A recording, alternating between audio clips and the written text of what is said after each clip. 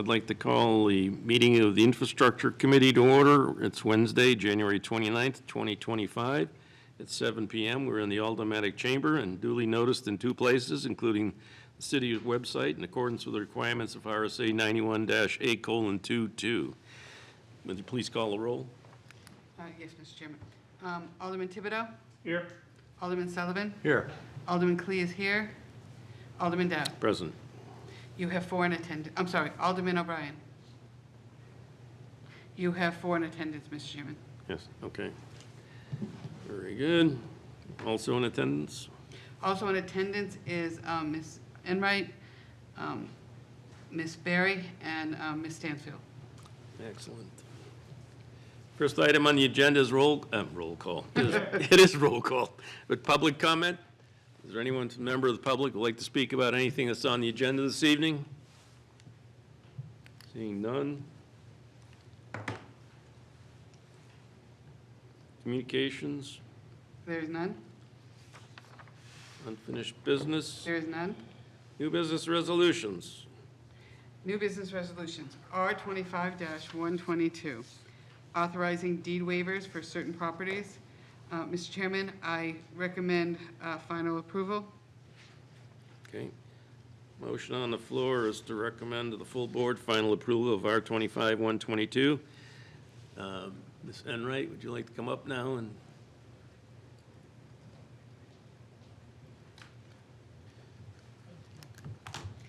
You want your presentation up there? Yeah. We'll do that.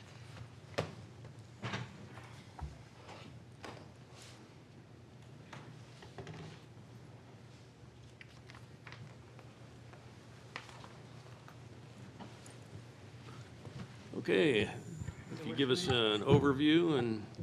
Thank you very much, Chair. Thank you very much for the opportunity to come and speak to you about the 2021 tax deed waiver on R25-122. I've prepared a presentation from hearing some questions that have been asked. How did we get here? So I would like to walk us through the 2021 tax levy process all the way through to the deed so that we can have a full understanding of how we got to where this resolution has come from. So in December of 2021, whoops,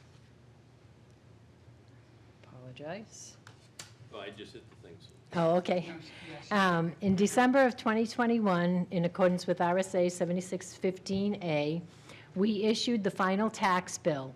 After the DRA set the final rate in October or November, we calculated it and created a final bill, which actually is an inherent lien in and of itself, meaning those will be collected regardless of any other liens on a property.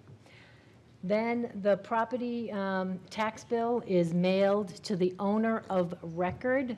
It's very important that citizens understand the owner of record. That comes from your actual deed that you file. And if you change your name or if anything changes with that property and you don't change the deed at the registry of deed, your owner of record is not going to change. So you want to always make sure that you have the correct owner of record.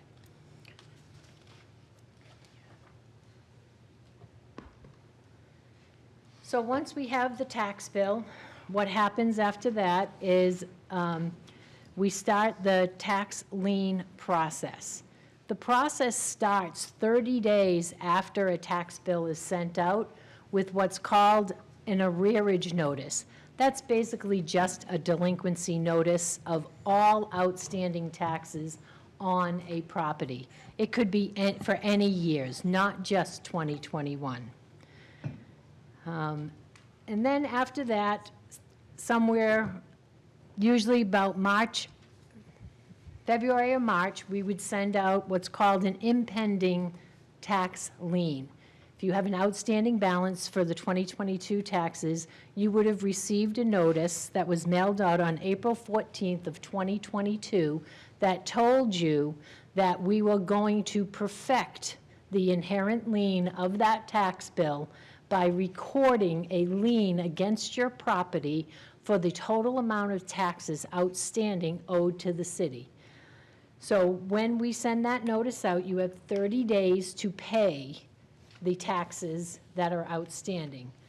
That always includes interest and penalties. Interest is at 8% on a delinquent tax. On May 18th of 2022, the lien was executed on all properties that had outstanding balances on their 2021 tax bills. That lien was recorded at the Hillsborough County Registry of Deeds. Once that is recorded, we are required by law within 60 days to notify all mortgagees in relation to all of the properties of the lien execution. The reason we must notify the mortgagees is because all tax liens take priority over any other lien. If the city was to take a property that had a mortgage, the mortgage company would lose their ability to collect their money. So consequently, when a property typically goes to the deed status, they have no liens because a mortgage company would pay any of the liens prior to the deed date. Typically, what a mortgage company would do is they would pay it and then they would increase your mortgage amount. So that lien was executed on May 18th, and 60 days later, the mortgagees were notified.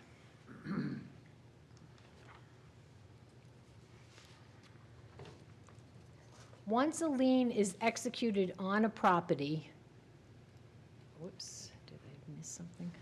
You skipped one. Did I skip one? Thank you. There we are.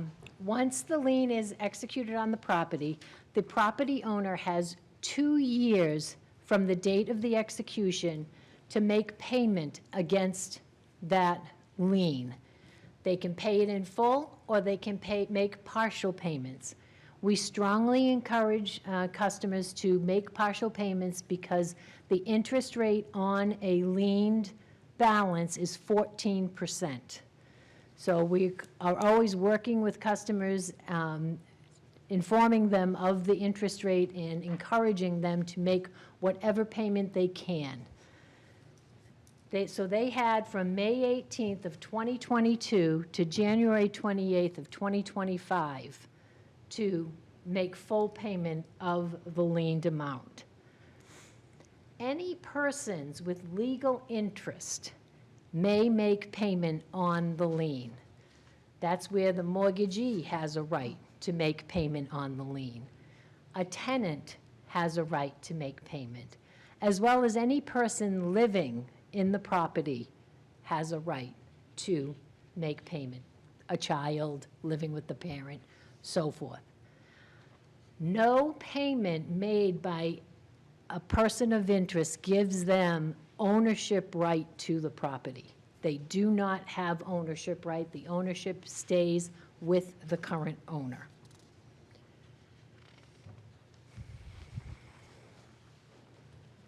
So the 2021 tax deed process starts with a notice of impending tax deed to the owner and the mortgagee. These notices could have gone out anytime between April 14th of 2024, which was 2 years from the execution of the lien, until when we sent out our first notice, which was on September 17th of 2024. After closer review of the properties, which were over 120 properties on the list eligible for the deeding, we decided to revise the notice and have the deeding happen in January to give the internal management team more time to research all of these properties and be sure that we identify any reasons why not to deed these properties. So that notice went out on October 8th of 2024. Because there was such a span of time from the notice to the actual deed date, we sent out a courtesy notice, the beginning of January, reminding people that the deed date was coming.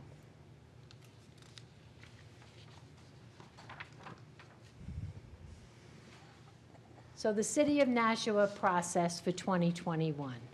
What have we been doing with these 120 some odd properties to prepare for this day of deeding?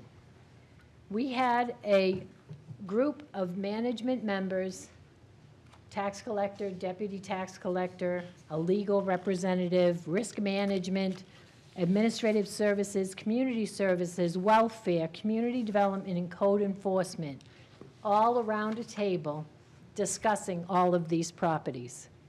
Our first meeting was in September of 2024. At that meeting, a timeline was presented initially from that first mailing, and it was determined that we had a lot of work to do before we could even consider taking ownership of any of these properties. We had DES reporting to look into for any contaminants. We had to check and see if there were any welfare liens on them. Did we have any welfare recipients in the property?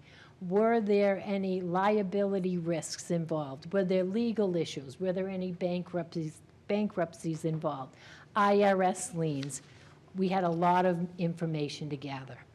So we met 3 more times in October, November, and January.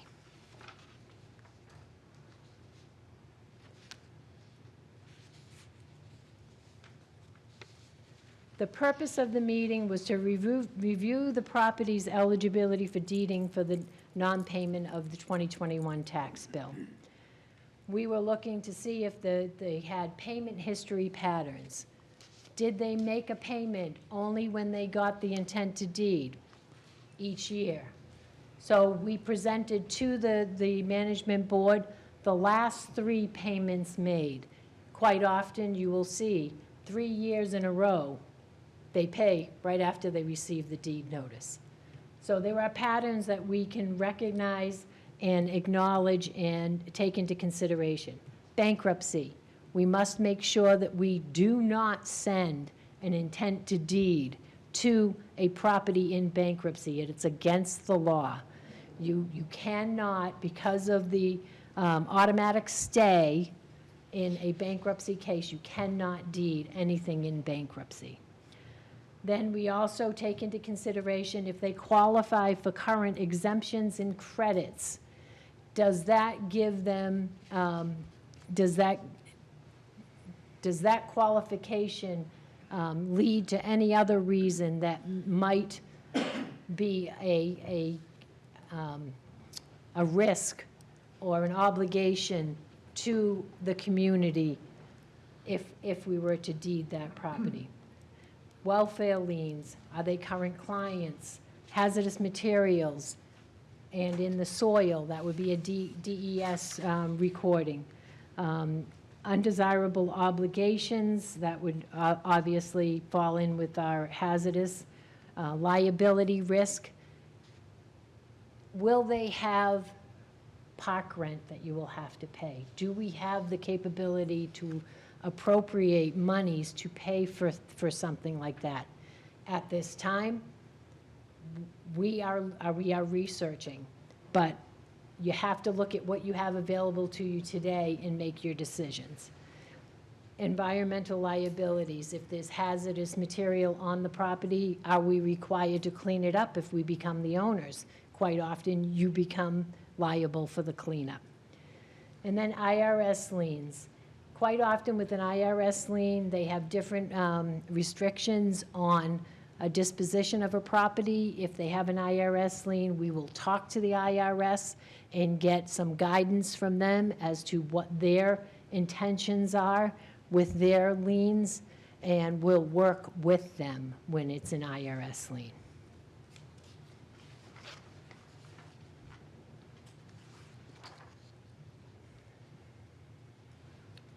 So we identified the properties for recommended of deed waiver due to the following.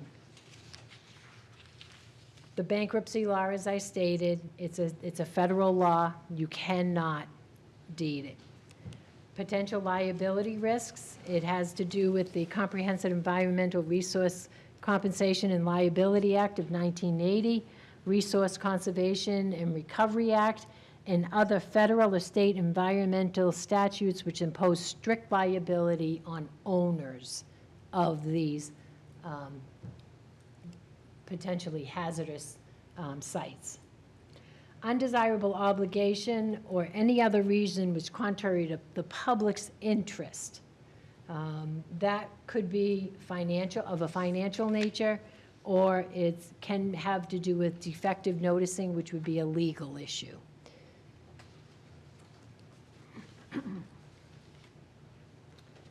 So RSA 8076, it states the collector, after 2 years from the execution of a real estate tax lien, shall execute to the lien holder a deed.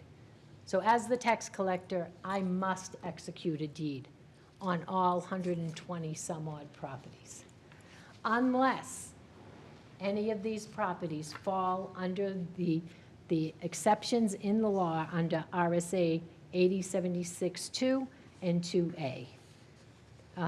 The decisions made for waiver shall not be based on, for the purpose of a sole taxpayer.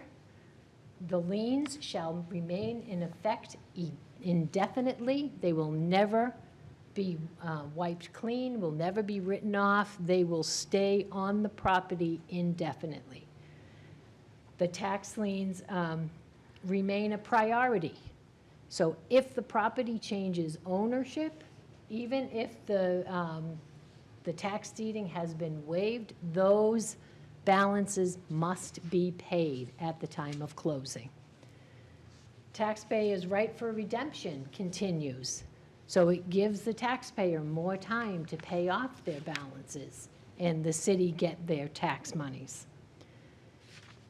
At any time, for the reason for issuing the waiver no longer exists, the governing body can instruct the tax collector to proceed with deeding on that particular year.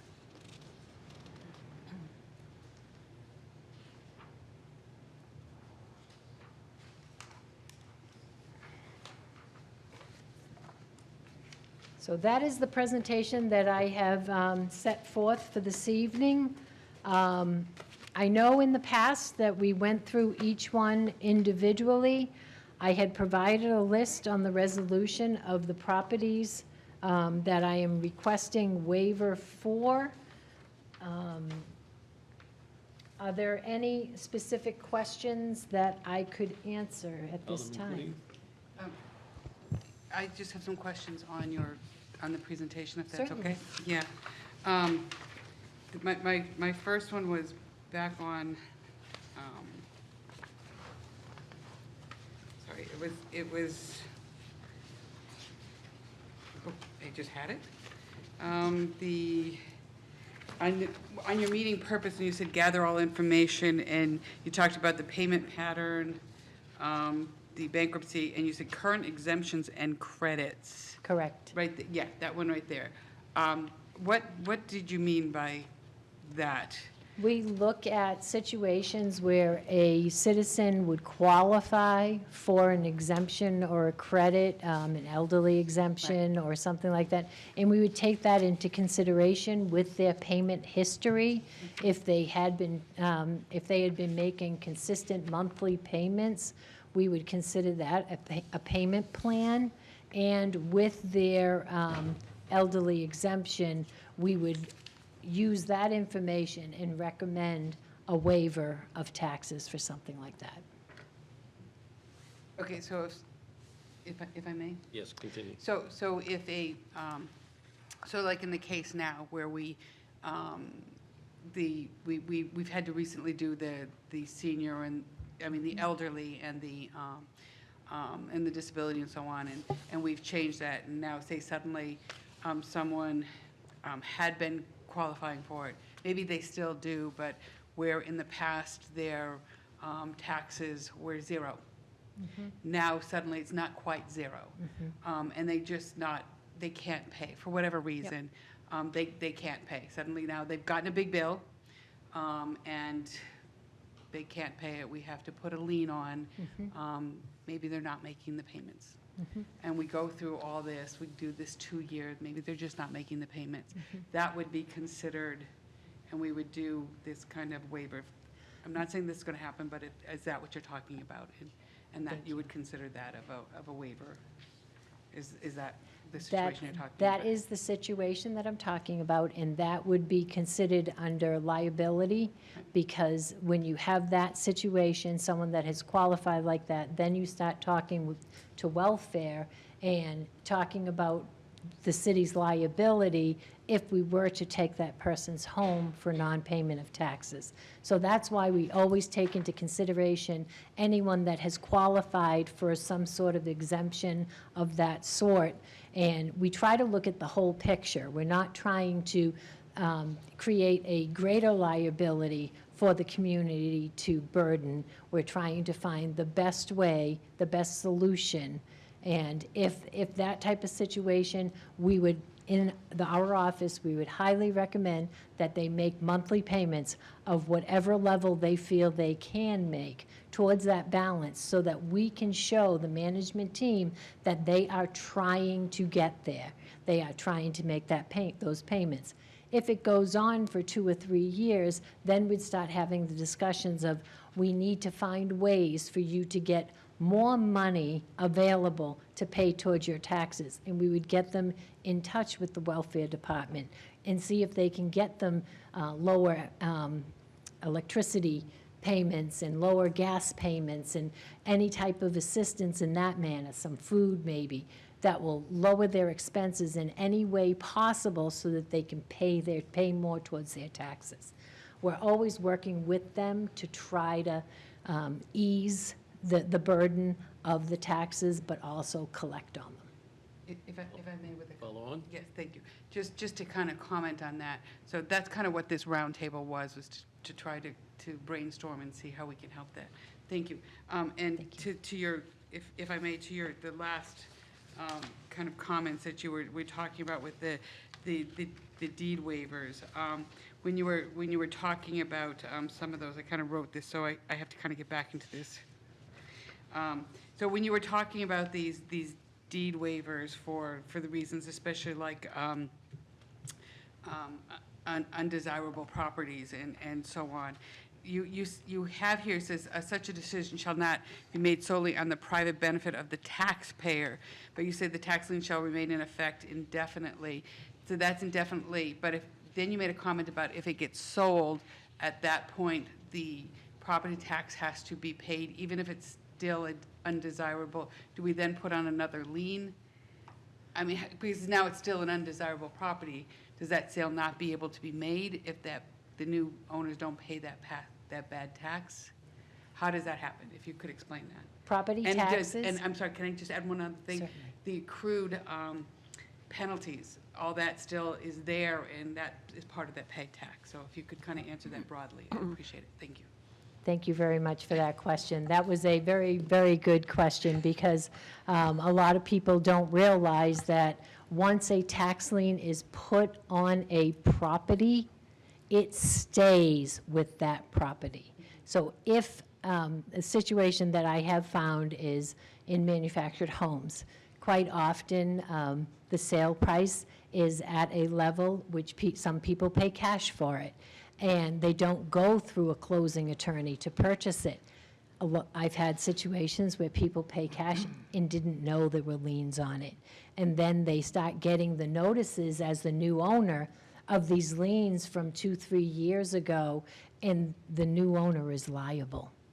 It follows the property. It doesn't follow the owner of the property. Okay, thank you. But if they do use a closing company, it's the attorney's responsibility at the point of closing to get all taxes paid. Also, the Realtor has a requirement. Yes. Any other question? Any other questions? Alderman Sullivan. Thank you. I've got a few. Thank you, first of all, to you and Ms. Berry for coming out tonight and making this presentation. Just starting off at the top, why are you picking 2021? Is that, why? Why is it 2021. It's my understanding that some of these properties date back even further, so why is that? Thank you very much for the question. The reason we do 2021 is because that is the current year in which we can deed on.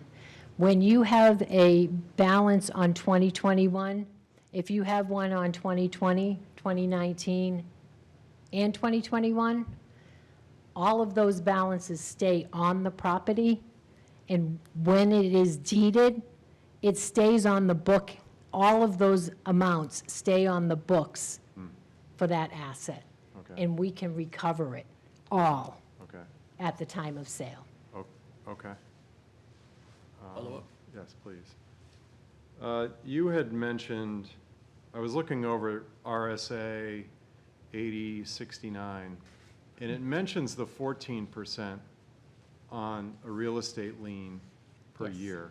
You also mentioned an 8%, I guess, penalty. Can you, what's the difference between the two? Well, I know the difference between 8 and 14, but why is one 8%, but this one says 14%? I probably missed it. Thank you for the question. Yeah. 8% is on a delinquent tax. So from the point of the due date of the tax bill till the point of leaning, it's 8%. Okay, so to clarify, sorry to interrupt, No problem. the amount of tax owed is 8%, the lien is 14%? Go ahead. You can Excuse try. me if I step in here. If we use the December Please identify 2024, yourself, so for the Your name? I'm sorry, I'm Patty Barry, I'm the deputy tax collector. Thanks. So we use the December 2024 tax bill that was due on January 17th. On January 18th, it starts accruing interest at 8% Okay. until we lien in April. And once that lien is perfected, then it will become 14% Okay, On the full balance. okay, on the full balance, yes. all right. Follow-up, please. Follow up, go ahead. All of, so you mentioned 120 properties, Yes. and how many are listed here for waiver, for waivers? It's 56. There are 56 listed. And for the back taxes owed, out of the 120 less these, how much will be coming back to the city? Because I'm assuming that the net, we're going to deed, correct? Okay, so what is that? I'm What- actually happy to report, as of 5 o'clock last night, which was the due date in which to pay and not get deeded, we executed deeds for 28 properties. Okay, Yep, okay, I don't have that total. that's okay. all right. Excellent. And these properties that are waived, I don't want to get into specifics at this point, but especially the ones with environmental issues that are listed. What happens then? Because now the property owner owns the property is contaminated. We don't want to take ownership of that, we meaning the city, because then we're on the hook for cleaning it up. So I understand that. But what teeth do we have to collect that, to move that on and get that back on the tax rolls? What can we do? What leverage do we have? Yes, go ahead, Don. Thank you. Thank you for that question. I've been doing tax collecting for 14 years. I have worked, this is my third community. This is the third time that I have been confronted with triple-digit eligible properties for deeding, my first time around. So you have to have a strategy on how to tackle such a large task. because no community can handle that large amount with the contaminants and so forth. As we move forward, we will be working with code enforcement, with our engineers, and we will be working towards solutions with all of these properties. In one of the communities that I worked in, we actually took a site that did have contaminants. We worked with DES. We got funding from them to help clean it up. So there are ways to be able to overcome these problem areas in the city. It's just not the time. Typically, I say, give me 5 years. First job, 4 years, we deeded 2 properties the year I left. And no manufactured homes were on my deed list. So it takes time. You have to build relationships. You have to work with park owners. You have to work with your agencies. That we have to come together as a municipality and work together to find the solutions, because they're all out there. We're not unique. You know, every community has these environmental issues, and everybody wants to get them cleaned up. And there is money out there to help with that. We just need time to be able to find it. The good thing is the lien stays priority on the property, and we do not lose. We continue to earn the interest on that property. And when we do find the solution, we'll get our money back. One more, Follow-up? please. Thank you. So there are 2 properties on here. So this is where it might get dicey. And I'm not going to mention, I'm not That's going to okay. get specific. Yep. No names. Nope. But there are 2 that say undesirable obligations. Correct. And I looked into one of them, and there is a sizable amount of tax owed. Correct. How can I artfully ask this question? You can ask, What's going on there? Can you divulge anything further beyond undesirable obligation? Yes, Don? yes, I can. Okay. Thank you. So undesirable obligation, as I stated previously, could be an IRS lien. And if there is a substantial IRS lien on a property, the IRS actually can contact a municipality and divulge what their proceedings are. And at this time, it brings to light that is not desirable for the city to move forward in any manner on a property with an IRS lien. Okay, I think you answered my question. I think so. Yeah. Any other questions? Alderman Jettie? Oh, yes, Alderman Thibodeau. You're on the committee. You're on the committee, so you get first shot at the, Just to gain a better understanding, once a deed is placed, Yes. is there a getting off of it for the home? I guess technically, once the deed is issued, it becomes property of the city, but is there a recourse for the owner? They won the lottery the day before, right, whatever, you know, is there pullback from once a deed is initiated, or is that, we're in it and that's it? Don, go ahead. Thank you very much for that question. I didn't go into any of that, but that is part of our timeline of the management team. We have already started talking about what I call is the disposition of the properties. What happens, the deed execution will be recorded on the 12th of February after the approval of the waivers. We will actually record all of the deeds. That week, we will turn around and mail out all of the repurchase offers to the prior owners. With the repurchase offer, it is going to list out all back taxes, interest, penalties, everything owed to the city, and it will give them a grand total amount that must be paid. They will be given 30 days to respond in writing of their intent to repurchase and pay the full amount. Then they get an additional 30 days to come up with the money. So they have 60 days from the date of receiving that letter to repurchase their property. If they do not repurchase the property, then 30 days from the expiration of their payment being due, the city will be able to dispose of the property. We have already opened discussion with an auctioneer, and we're looking at having an auction sometime in the spring.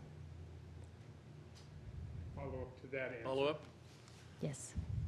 The purchase price would be just the back tax and or is there any portion, so there's no fair market value included in that? It's their sale price is what exactly for them to rebuy the house Dawn? under that situation? Thank you. There is no market calculation at all. The city can only recover what is owed to them. So if it's the prior owner that repurchases it, it's only what is owed in total to the city. Now, note on that is, I've seen quite often when a property gets deeded, then the family pulls together to help the family member be able to repurchase. The repurchase, all that does is reinstitutes the lien, the deed back into the prior owner's name in the same manner it was prior to the deeding. Also, all other liens are reattached. When a tax deed occurs, it wipes out all other liens. So when a tax deeded property is sold, it is sold with no liens attached.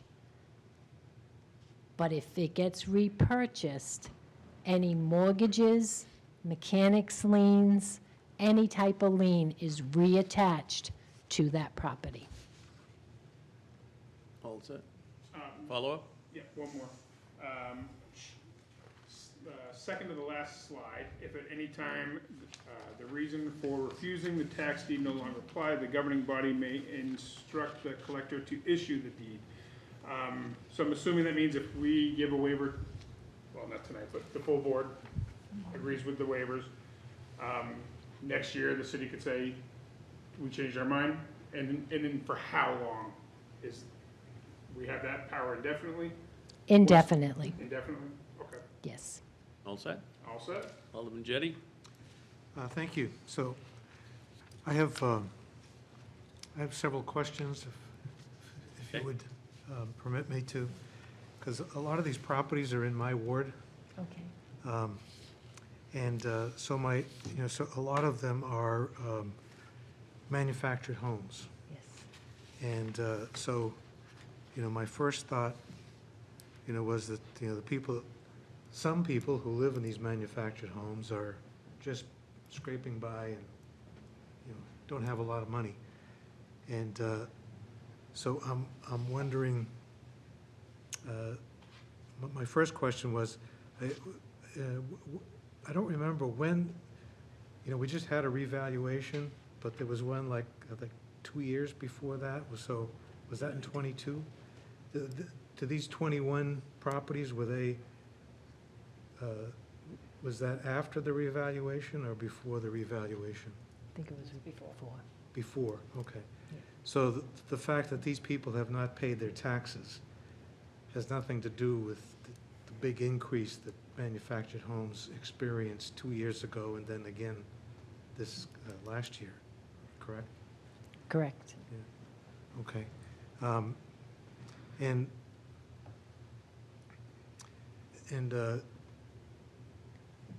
just to make sure that, for the public who might be listening to this discussion, waiving the tax deed is not a forgiveness of the tax that's owed, right? The taxes and penalties continue to, and stay on the property Yes, Don, in you spite wanna- of this waiver of a deed. Yes, thank you for the question. Yes, that, none of the taxes are ever written off. We do not have the authority to write off any taxes. By issuing a waiver, all you're saying is tax collector, do not take ownership. That lien stays in effect and continues to accrue 14% interest until paid. Okay. And may I Yes. continue? And these manufactured homes, you know, I think, well, some of them are labeled environmental impairment. What is it about these manufactured homes that constitutes an environmental impairment?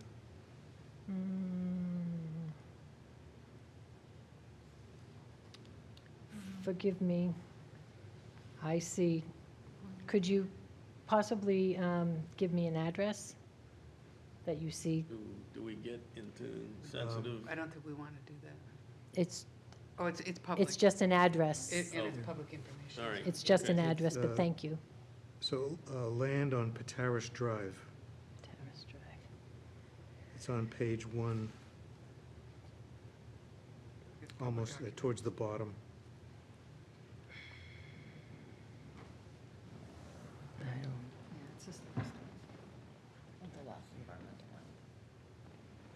Terrace Drive. Yep. What's that? That is actually, I'm sorry, Yes, Patty go Valley ahead. Deputy. That is actually not part of the manufactured home. Those are some, a detention pond Oh, at some location on that drive, but it is a detention pond. It's okay, not a manufactured home. okay. And may I continue? Continue. And so others are labeled liability risk. Yes. May I? Don? Dawn Enright. Thank you for the question. This is a situation where we would be liable for the park rent if we took ownership.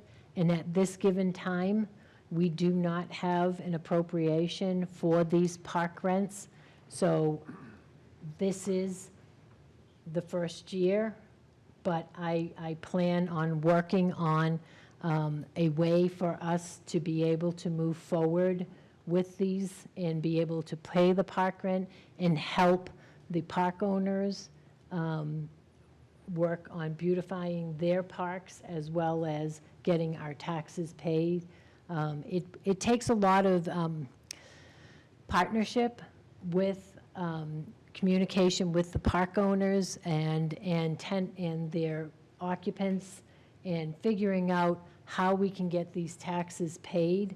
And if it does result in a taking, the municipality must have the means to be able to pay the park rent for those, or have an agreement with the park owner that we would have 3 months not paying any park rent to be able to help get this turned over in a new tenant in that unit.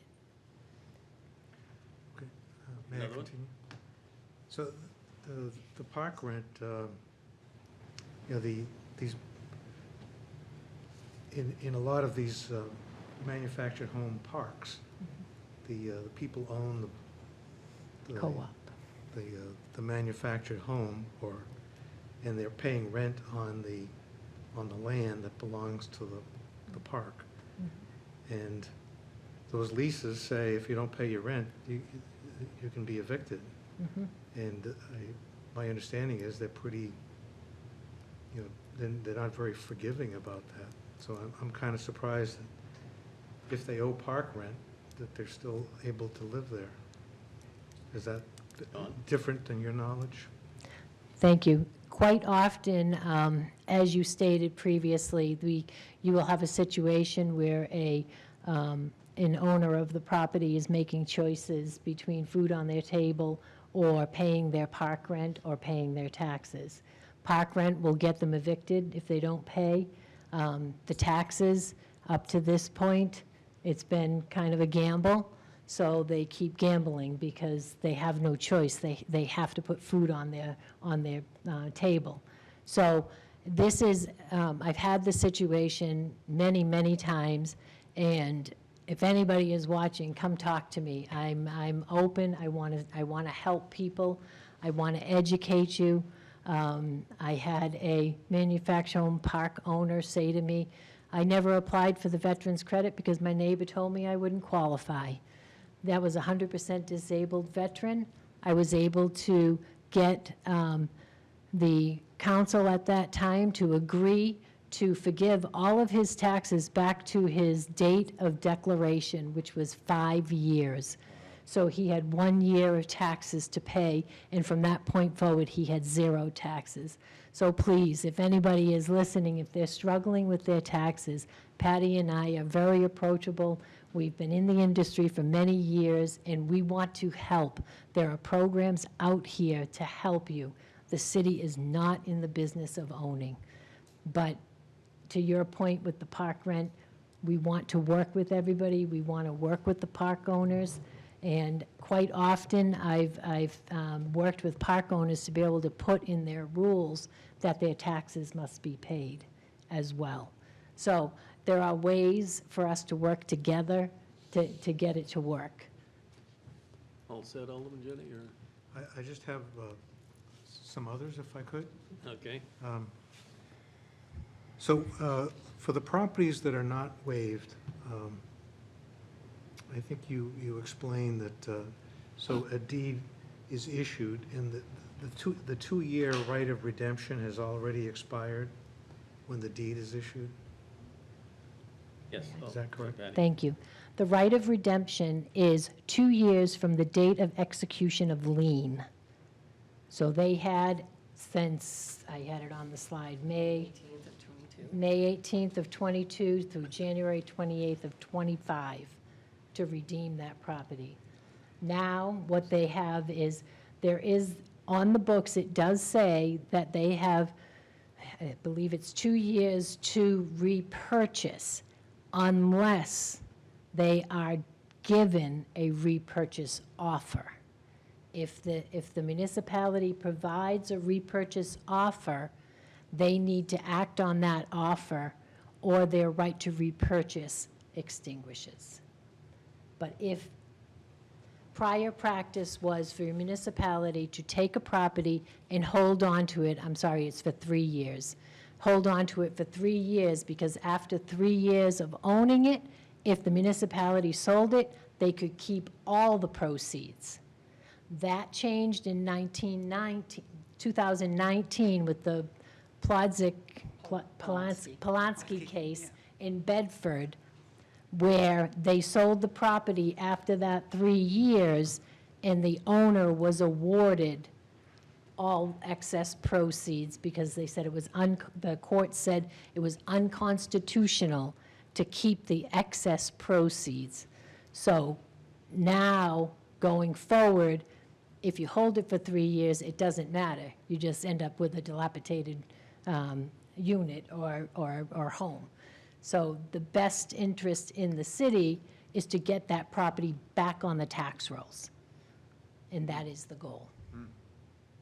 Okay. Thank you. Thank you for indulging me. I just have one question, and I've been through this a few times in the last 17 years. A couple. I believe, yeah, I believe that if the city is negotiating with somebody, is it only the Board of Aldermen that can waive any penalties, not taxes, but the penalties on the taxes? Do you have to come back to us if you're working a deal and say, we can settle this up if we reduce it by not? Thank you for that question.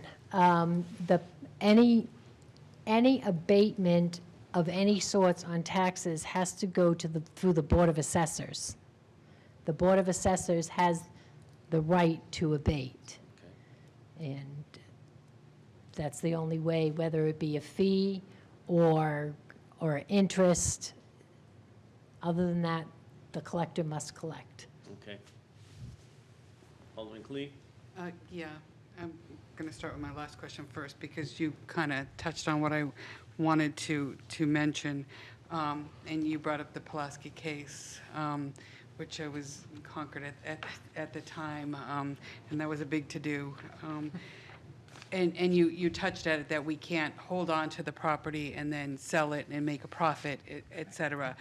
They said it was unconstitutional, but the city can, when we do sell it at auction, we can recoup all cost that, for that sale, including the cost of auction, et cetera, or the cost that we have to do to get the property ready for sale.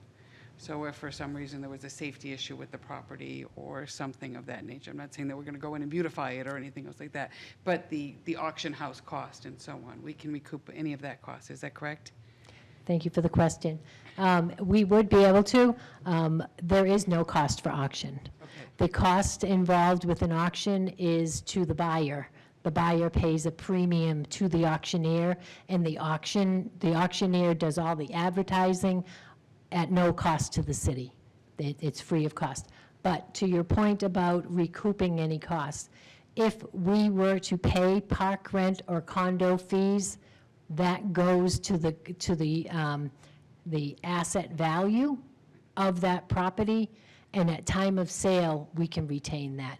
If there are any legal fees involved, we can retain that. Changing of the locks, plowing, mowing, we can recoup any of those costs for the time that we owned it, yes. And any excess cost over whatever is negotiated between the auction house and so on, that goes back to the property owner. Is that correct? As long Just as. so that I want the public to understand is that when property gets taken, the person who owns a property isn't sitting there with absolutely nothing. So if they have $1 million home and they have no mortgage on it, they're not going to be out without anything. So it's not like if they own, like $50,000 in taxes, they're not going to end up with nothing. I just want the public to hear that, so. Thank you for that question. Yes, what happens when a property is sold, we, as the municipality, can only keep all of the taxes, interest, penalties, and cost associated with the ownership of that property. Anything over and above that goes back to the prior owner as long as there are no liens on the property. If there are liens on the property, we must file with the interpleters of the courts and return the money over to them, and they disseminate the funds.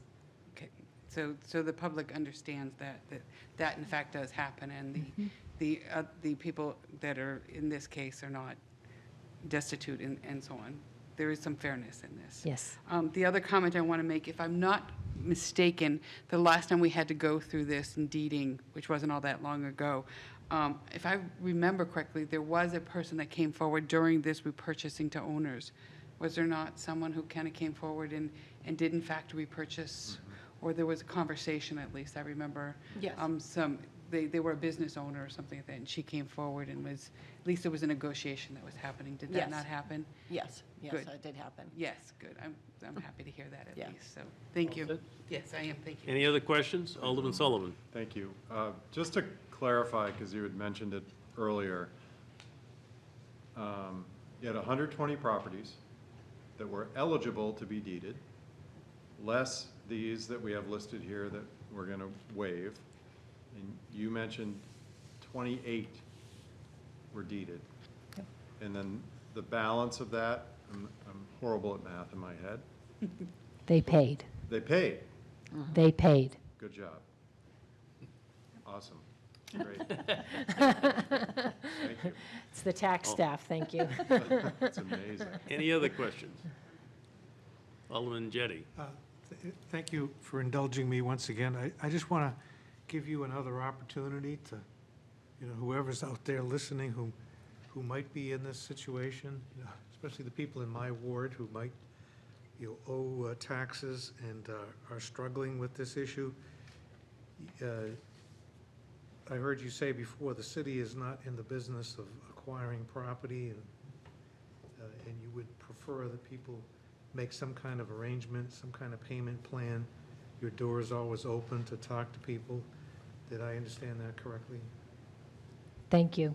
Yes, my door and Deputy Tax Collector Patty Barry's door is always open. I will give you my direct phone number. It is 603-589-3193. Call me anytime. I would like to work with you. There are programs that can help. We can help you figure it out. I've done it many a times, and that's why I became a tax collector, because I like helping people. Thank you. Thank you. Everybody's all set? All right, the motion on the floor is to recommend to the full board final approval of R25, 122. All those in favor signify by saying aye. Aye. Opposed? Motion carries. Thank you. Thank you very much. And Don, I don't know if John talked to you, but you, John, and I need to get together on a bonding issue. He No, didn't talk to you. He didn't mention it. All right. I'll give you a call. That sounds great. Call me next Wednesday. I'm actually leaving for vacation. Hopefully someplace warm. Okay.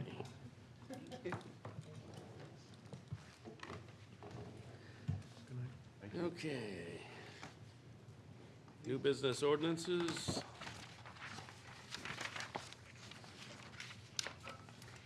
O-24-047, establishing a new parking zone for the parking garages. I motion to recommend final approval.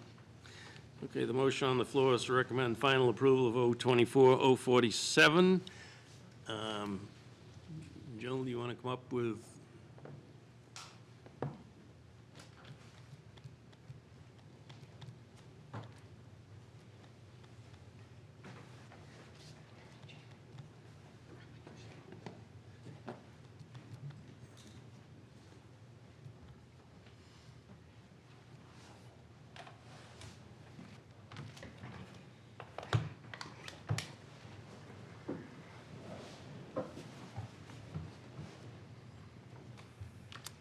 Okay. Good evening, Jill Stansfield, Parking Manager. This legislation before you is something that was recognized shortly after we passed some of the initial parking legislation last year. We had kind of a gray area where our parking garages, the upper levels, were going to be becoming permitted 24/7. And it would obviously cause a hindrance for people being able to park in the upper levels during the other hours. So the upper levels used to be reserved Monday through Friday, 7 to 5. The new legislation that was passed back last summer changed it so that the upper levels were permitted 24/7. We have a day permit, a night permit, and a 24/7 permit. But we did recognize shortly after that we were going to have to come back before the board to allow for another option. So in working with Alderman Clemens back in December, we put together some language, and it would be kind of taking an incremental approach. Eventually, the plan is to have the garages gated again once the renovation work is completed, and there would be the recommendation would be, that came from the parking study, would be to have paid parking 24/7 as well. In working with Alderman Clemens, we met in the middle as far as a payment approach for the upper levels, where we would have paid parking in the upper levels, a day hourly rate, just like we do in the bottom level of the garages. Right now, the bottom level is a zone 3, and it's 75 cents per hour, Monday through Friday, 9 to 6. And what this legislation would do is allow for daily parking, hourly parking in all levels, and it would essentially pull both of the High Street and Elm Street garage out and into their own zone. And we would have daily rate of 75 cents per hour, 24/7, Monday through Friday, while still allowing free parking on Saturday and Sunday. So we felt that this would be an incremental approach, as opposed to just, charging for parking 7 days a week. This would kind of slowly ease into it for the users of the garages and the downtown parking patrons. And we did write this in a way that it would still allow for the bottom levels to have the holiday parking from December 15th to January 1st. Yeah, so that's the gist of this legislation that's before you. Okay, thank you. Questions? Yes, Alderman Tebow? So I know a lot of people in the winter use it on snow nights and stuff like that. So this is gonna prohibit people from being able to park there overnight for free to avoid and get their cars out of the way for snowplows? So yes, we did actually write it into the legislation that the paid parking would be Monday through Friday, 24/7, except holidays, snow emergencies. So we did make sure that that was written into the legislation. Yeah, it's in to the cover those legislation. Yeah, I missed that, okay. thank you. Events, I see it now. yep. Alderman Sullivan? Thank you. All right. So the current situation is on the bottom levels of both parking garages, there is public parking, right? And then there's leased parking. In the upper levels. But isn't there also, well, when you say upper level, I mean, there's the very bottom, and then when you first drive in, there's that up ramp there that has permitted parking, correct? Permit parking, yes. Okay. How does this ordinance change that? So it would allow for folks to pay at the pay station or using the app. So it would allow for folks that don't have a permit to also park in those upper levels. And they would pay an hourly rate to park in the upper levels. So if there's an open spot on a Thursday night, if you want to go out for dinner, you can park there. You just have to pay 75 cents an hour. Yes. Okay. So I had a text exchange, if I could. Yes, go ahead. This is like a setup. I couldn't believe I got this text today from a friend of mine. He said, we went out, my wife and I went out to dinner, and we circled for 15 minutes because we couldn't find a place to park. It would make sense if the spots in the garage, because they're now mostly permitted spots, they were all open, but we couldn't park there. And I said, it's so funny you're texting me this because we're taking up this legislation tonight. So he was delighted to hear that. And so it seems like there's a need for that.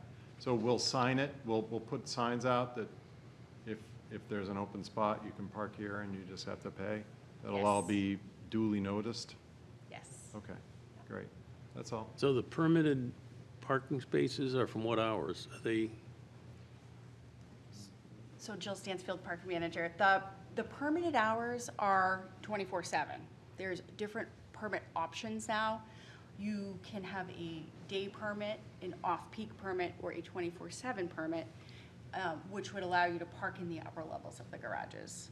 so if somebody has a spot, and do they have their name on it, or a spot location?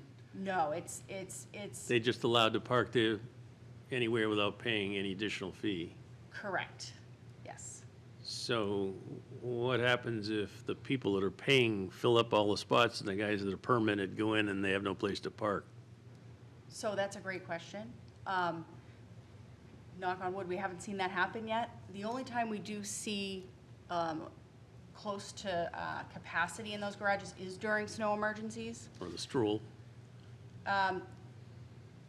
Yes, in previous years, not so much in recent years, but yes, they could fill up during the stroll as well. Okay, so We do have other parking locations that folks can overflow to. how would you address the person that has paid, has a permanent spot, but can't find a place to park?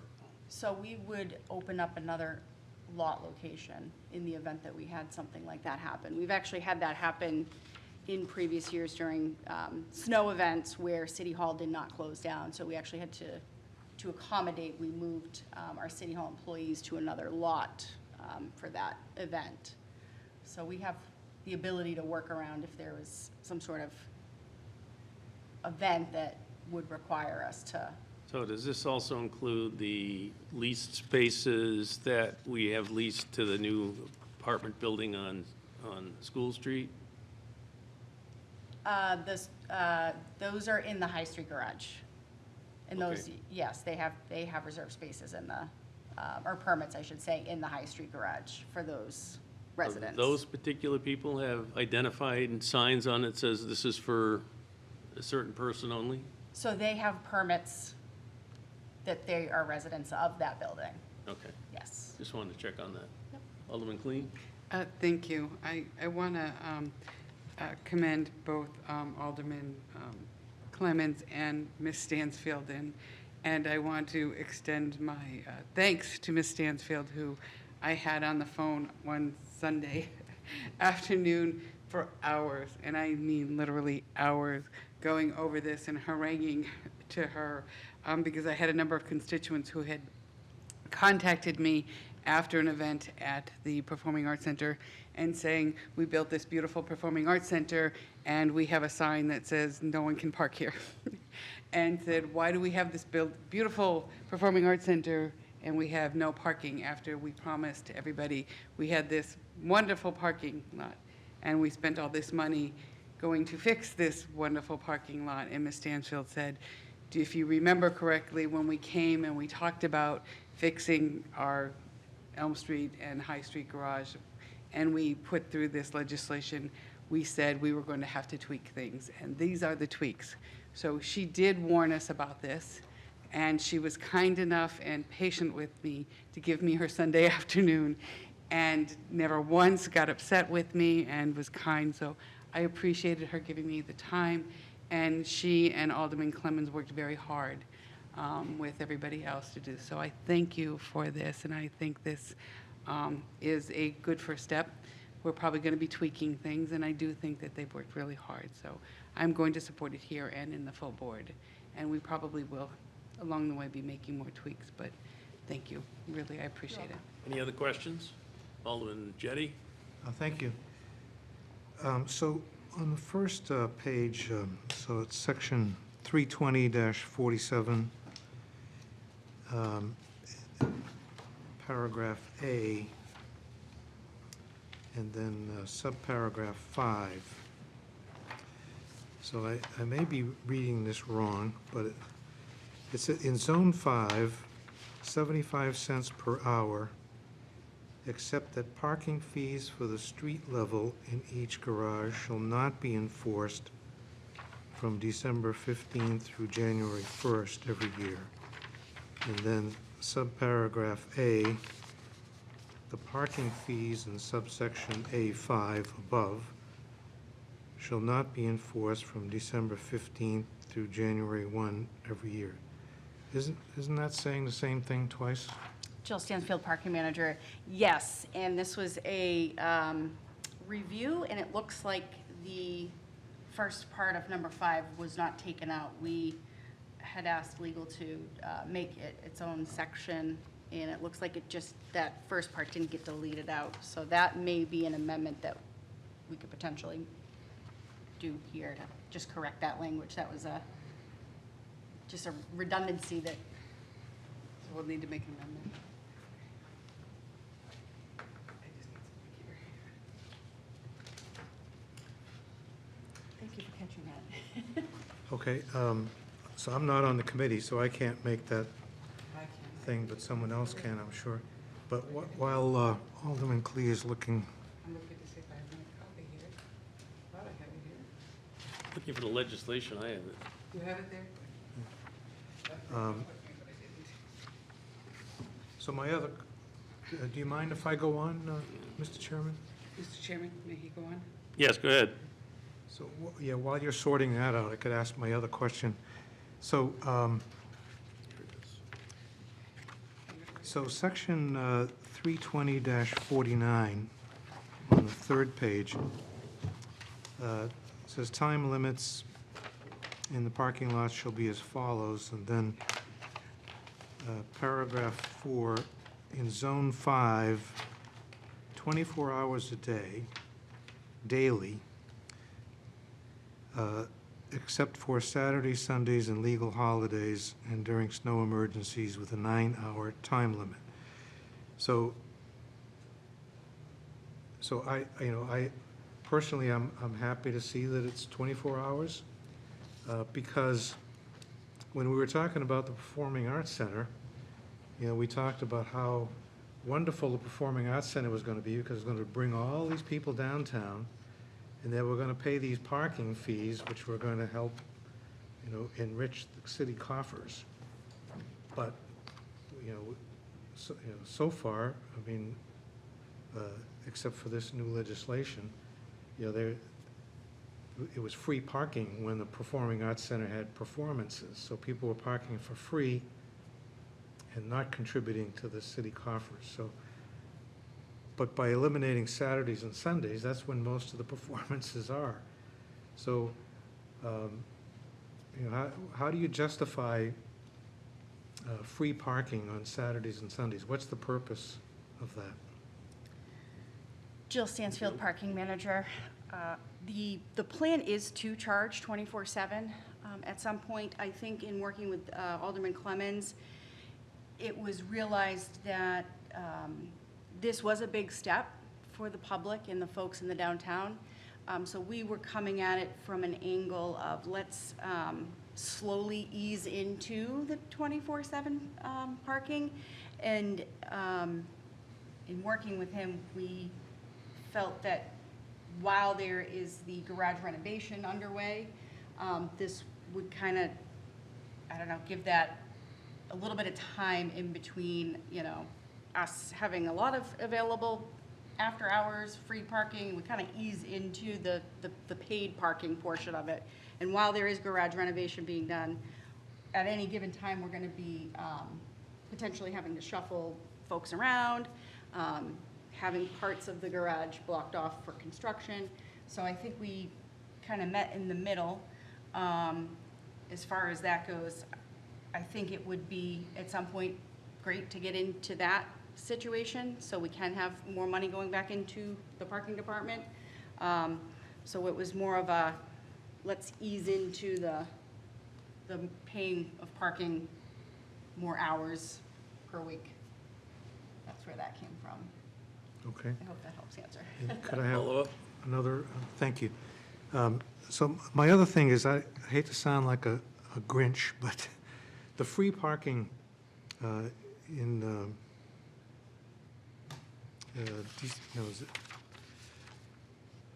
from December 15th through January 1st every year. I know that's been traditional, but do you have any real data that supports the idea that free parking actually brings people downtown? Does that really make a difference in attracting people downtown?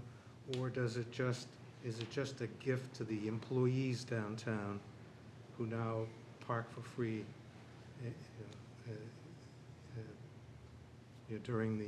during that time period? Ms. Stanfield? Jill Stansfield, Parking Manager. We do see that it does benefit the patrons that are coming downtown. We have many, many phone calls that come into our office, and we have people asking about when it's going to be starting up, typically every year. I do believe that others may also take advantage of that during that time frame, but I do strongly feel that the patrons do utilize that. They opt to park in those Zone 3 locations to take advantage of the free parking during that holiday period. Okay, thank you. All set, Alderman Cleen? Thank Could you. Sorry, I just wanted to add to that. It also, the free parking for those two also pushes people off of Main Street so that there's more space available on Main Street for retail businesses. Okay, thank you. That was Liz Hammond, for the record. Thank you, Director Hannum. I was actually going to add to that, too, before I get to the amendments that Alderman Jettie had made. I know that when I've gone to the downtown committee, they talk about the Christmas parking brings people downtown versus getting them to go to the big box or the malls or things like that. It kind of enhances that, with the Plaid Friday and things like that. It kind of brings the Christmas shopping to the little stores and so on, and brings people downtown to eat. And so I think that's kind of what enhances that. I can't say for certain on that, so I was glad that that Director Hannah made that. I can tell you that the calls that I got about the parking, that's why I had harassed Ms. Stansfield. I got calls from people that had gone to the Performing Arts Center, and it actually wasn't patrons that had gone to the Performing Arts Center. It was the volunteers that were at the Performing Arts Center. They had gotten letters from the Performing Arts Center that said, by the way, guys, you can't park in the parking garage anymore. Not only could they not park there for free, but they couldn't park there anymore, which made it more difficult for them to have to try to find parking and so on. So here they are volunteering to help, at our Performing Arts Center to help along there. And now they could not only not park for free, but they couldn't find a parking space. So I just wanted to kind of comment to that, not to say what you were saying was wrong or anything like that, but just to share my thing. But to your amendments, if you could just kind of help me so I can put that to the first one that you had mentioned, that Ms. Stansfield had. Jill could So probably help you better. to either one of you, if you could just let me know so I can write this specific to Donna. Just for the record, this is a clerical amendment. Yes, Yes. Nothing more. yes. So that I can make sure that it gets struck so that Donna can get this to legal and so on. Yeah. Okay. So under number 5 in Oh, zone okay, so it's section 320-47, 320-47, is it A5? A5, A5, strike, strike from the comma and on, except that parking fees for the street level in each garage shall not be enforced from December 15th through January 1. so, every I'm sorry, so it's 5A, is that what it is? So A5 should A5. only read in zone 5, 75 cents per hour, Okay, period. from comma, okay, And then from that comma, except, to every year, period. Yes. Okay, can be struck. And then we would leave the A section, the A after, Okay. under 5. leave. A. Okay, and then there was another one, correct? I don't think so. I thought, no, No. I thought you had brought up something. Oh, no, you were talking about the 9 hours. Okay, All right. So you want to make that motion? yes. So I will make a motion to, pardon, sorry? So there is one section of that needs to be added into the A section. Okay. So, Should we make it a separate motion? Yes, if are we changing the context, or is this just at a, it's 2 words are in the top part that aren't in the A. Okay. So in under 5 where it says, except that parking fees for the street level, that part needs to be added down under A. So, make it as one? Okay, They're so, both editorial. okay, so, and 5A, how should it read? so 5A should read, the parking fees in subsection A5 Yep. Okay, so the subsection, the parking fees in subsection A5 above above, yeah? shall not be enforced Yeah, for the street level. for in the street, each- okay. Yeah, for the street level in each garage, so it's technically For- 5 words, but The street level, okay. from December 15th through January 1 every year. From December, okay, and so what I'm striking here is,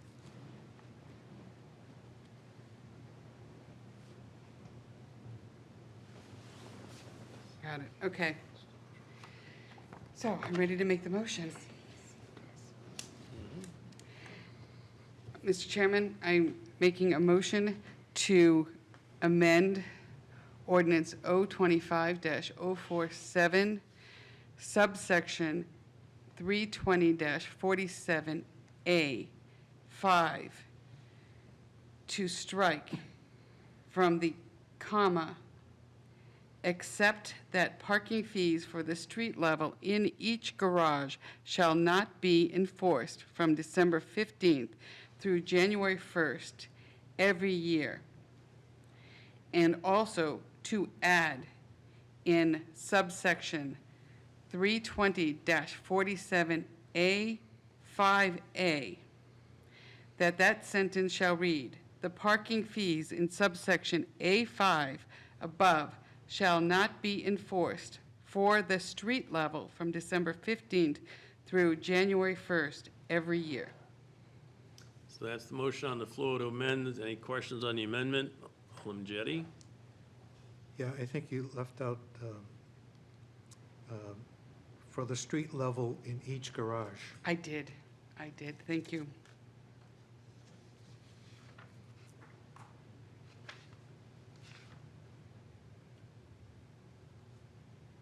So I will change that so that subsection 320-47A, 5A shall read, "The parking fees in subsection A5 above, comma, shall not be enforced for the street level in each garage from December 15th through January 1st every year."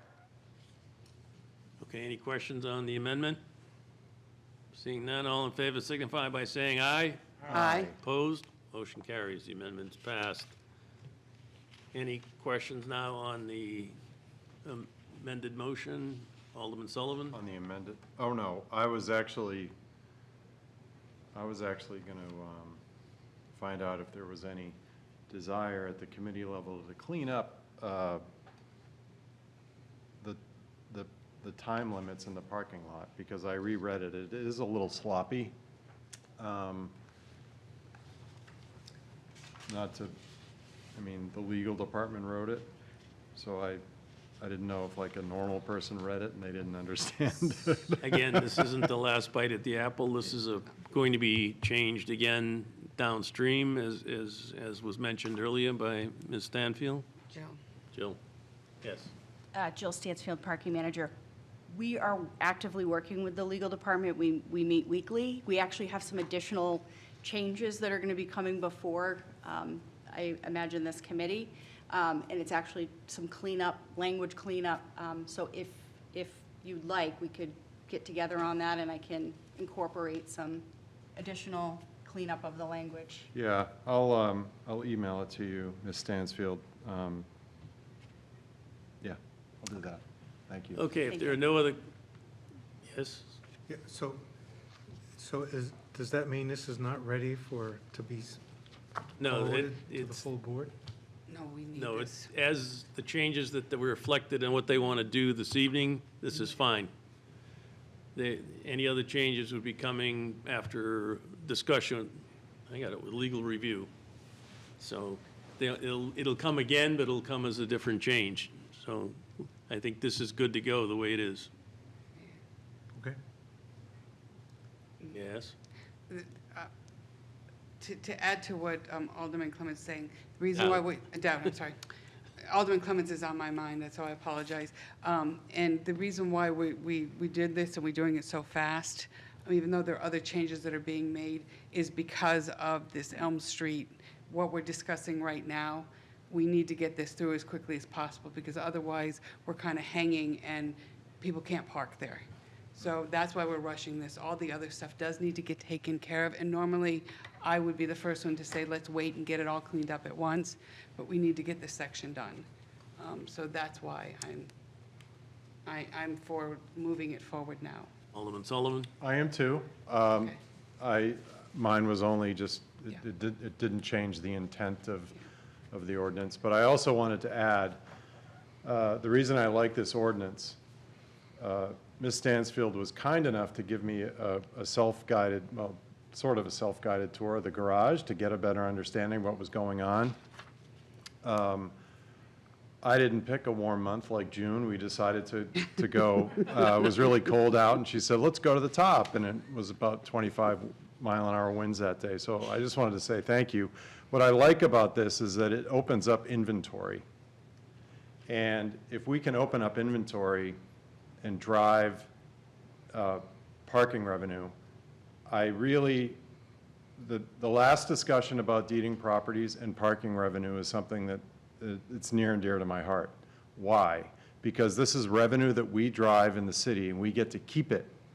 We don't have to send it to the state and say, pretty please with sugar on top, give us some back. We get to use it, and we just bonded $15 million, which adds $1 million a year to the general fund to pay for that bond for the next several years. I know that we talked about a parking enterprise fund, which I think that is really what I think we should drive to. And I think we did about $1 million out of your department. And I think there's another $1 million at least there that we could do to cover the nut of that bond. And I think that that's great. And this is a step in that direction. So that's why I'm going to support this. Yes, Alderman Thibodeau? Alderman Cleve raised a question to me is, I didn't realize that we were pushing this through quickly for a particular reason. Could you elaborate on why there's a need for this to be pushed through quickly? I don't understand. Alderman Clean? Yes, currently, the way it is right now, because of the way that the permit system is, the average person can't park in that parking garage because everything is permitted. So we can't, every space is technically permitted. If I'm accurate, the way that the current legislation reads, all spaces are permitted. It's not open to the public, which is why I called Ms. Stanfield on a Sunday and said, uh-oh, we made a boo-boo. Follow We have to on. fix this right away, so. Follow on. How long has it been that way? It's January 1st? Bill? Yes. So the parking situation you're talking about has been in effect since January 1st of 2025? May I? Do we need more further definition? For just one word, Quickly. unintended consequences. 2 words. Are we all set? The way I speak, it was 1 word. Yeah, I just wanted clarification, because after Alderman Jetti's question, from an efficiency standpoint, to rewrite it, go through legal, call the Board of Aldermen again. So I wanted to make sure what the purpose was for postponement, or the need to push through, if it could be redone in a week with, correcting some of these other things.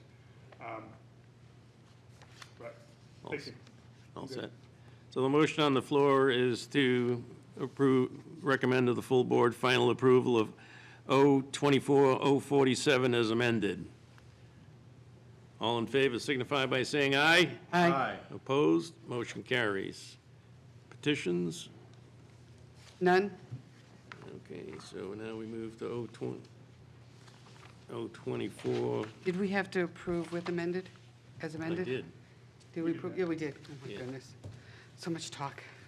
Yes, My 2 yes. words into one, yeah. Ask the clerk. She's sleeping. Don't bother her. Okay, O-24, O-34. Was that O-20, taken? That's on the table, right? no, Deerwood was on the table. I- Clerk, Yeah, that was on the table, right? Do I have to remove it from the table? O-24, I don't know if it's on the table and unless there's a reason to take it off. That's to come off the table tonight, yes. All right, O-24, O-34. Mr. Chairman, I move to remove O-24, O-34 from the table. Okay, the motion is to remove O-24, O-34 from the table. All those in favor signify by saying aye. Aye. Opposed? Motion carries. I motion to approve O-24, O-34. So the motion on the floor Final approval. sir. is to recommend final approval to the full board of O-24, O-34. Discussion? Alderman Sullivan? Yeah, I know. I'm wondering if we could just get a refresher on this situation, why we tabled it, and what's changed since we tabled it. I can start that conversation. Liz Hannum, Economic Development Director. We had initially brought this in October, I believe, was when we started. And this is essentially the same thing as what the garages are. Right now, as of January 1st, this lot is entirely permitted. And so we're trying to open it up to hourly parkers as well. And the conversation and why it was pulled was because there was conversations about having free access to Mine Falls Park, things like that. So it was a philosophical conversation about paid parking versus free parking, and the fact that it's almost never entirely full at the moment, that we should keep it for free. Obviously the permits have been enacted since, so it is entirely permitted and no one can park there unless they have a permit. So this is to open it up to the general public. That's a good recap there. But we've also got Andy from Desmond Parking Consultant, in case there are questions. Just so you know, we've been working on this parking lot for about 5 years that I can remember.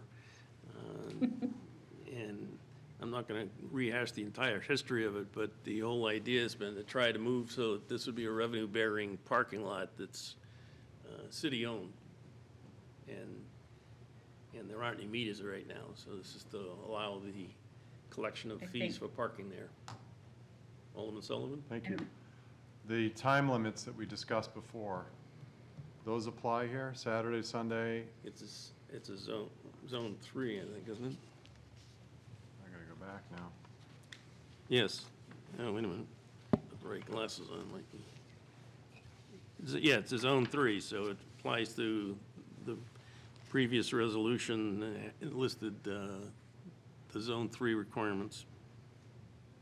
So zone 3 is 9 A to 6 P daily, except Saturdays and Sundays and legal holidays, with a 9-hour limit. So that means if I park there on a Saturday, I can only leave my car there for 9 minutes. I mean 9 hours. 9 hours, yeah. Just want to make sure. Because there are businesses in this area that rely on free parking currently, and this would be a change for those businesses in that Millyard area. And I'm wondering what notice has gone out to those businesses. Are we throwing a surprise party here for them? Does Director Hanna and Director Cummings want to? Sure. So as Alderman Dowd mentioned, this has been a really long-running conversation with the business owners. So they are fully aware and have had conversations. I know in October, many of them had reached out to Alderman Clemens as well. And so there should be absolutely no surprise party here. I can say that the owners of the property and the tenants, and the discussion's been going on for 5 years. I think there's a lot of notice. Okay. There've been other options that came up, and they were all discounted, so this is the best revenue source for the city. The other thing that I should reiterate too here is that the businesses that do rely on it for day parkers. And so those people cannot park at all at the moment. So their employees are okay because it's permitted, but their day parkers, their customers are not able to park in the parking lot at all at the moment. So this is trying to essentially do the exact same thing that we did with the garages in the last legislation, is open it up to day parkers as well. Also, we have to plow it and take care of that parking lot and pave it and everything, and this is going to provide revenue to make sure that it's not costing us money, we're making money. And we do that. Yes, it's our parking lot. Okay. Any other questions? Alderman Clee? Just a quick question on how does this affect those that park there for the mouth of the Mine Falls? You know, the people that go, and I mean, because we always like make Lincoln Park and all that, people that park there for free. Is this going to be an issue for those that Ms. go? Stanfield? Jill Stansfield, parking manager. Everyone that would park there during these hours would have to pay Okay. at the pay station. Okay. Yeah. All right. Anything else? Not? All those in favor signify by saying aye. Aye. Opposed? Motion carries. General discussion? Seeing none. Public comment? No one here, so that would be none. Remarks by Alderman? Alderman Jettie? Yeah, I would just like to thank the parking consultant for coming out and providing all the input that he did this evening. Very valuable. He's here by eminence, so. I missed you, sir. All right, any other aldermanic remarks? Alderman Sullivan? Thank you. Great discussions tonight on two issues that I prioritized for the city. And, you know, I think that when I first sponsored the legislation about the deeding, it must have been after those marathon nights, because I just threw my hand up because I'm in favor of that, of moving the process along. And then I reread the legislation and went, uh-oh. But no, I'm glad that we had the explanation tonight, something I wholeheartedly support, and look forward to moving that process along. And then with the parking, thank you all for coming out tonight, and I think this moves us in a good direction, so thanks. Anyone else? And thank you to all the city staff that spend their long hours in the evening with us and then have to be back here the next day. So, thank you very much for coming out. Do I have a motion? Alderman Clee? Yes, I'd like to make a motion to adjourn. Motion on the floor is to adjourn. All in favor signify by saying aye. Aye. Opposed?